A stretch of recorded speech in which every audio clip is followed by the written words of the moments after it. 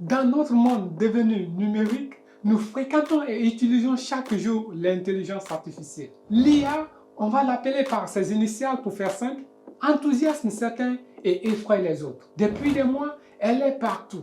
Médias et réseaux sociaux sont envahis par cette technologie. Impossible d'y échapper. Alors moi, je me suis penché sur cette histoire. J'ai enquêté, j'ai parlé avec des spécialistes, j'ai lu des articles et je suis même allé voir, tenez-vous bien, le général Mamadi Doumbouya. Attention, c'est du sérieux. L'intelligence artificielle, ce n'est pas une pilule qui vous rend temporairement plus intelligent. Non. C'est la pratique qui tend à faire penser les machines. C'est une technique qui permet aussi bien à un robot qu'à une voiture ou à un moteur de recherche ou même au téléphone d'exécuter des tâches habituellement réalisées par les humains. Composée de données, d'algorithmes, de matériel et de connectivité, l'IA permet aux machines d'imiter certains aspects de l'intelligence humaine comme la perception, la résolution de problèmes, l'interaction linguistique ou même la créativité. À l'avenir, c'est elle qui nous permettra de nous déplacer dans des voitures autonomes et d'avoir des robots domestiques. Ça vous paraît loin? Pourtant, il y en a déjà partout dans notre quotidien. Par exemple, Bao Condé qui papote tranquillement pendant que son nouvel aspirateur fait le ménage tout seul.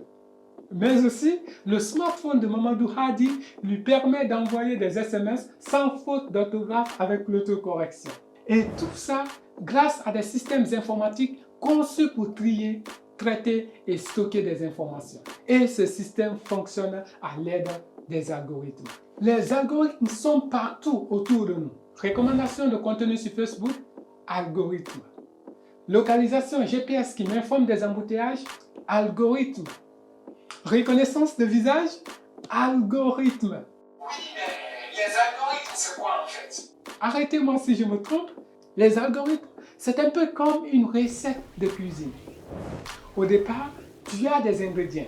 Si tu suis bien les instructions de la recette, au final, tu arrives à un résultat.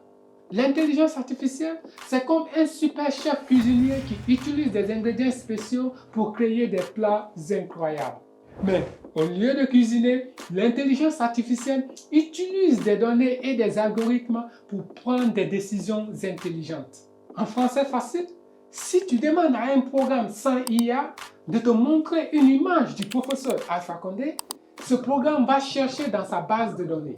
Et si le programme trouve une image associée au nom du professeur Alpha Condé, il pourra alors répondre à ta demande.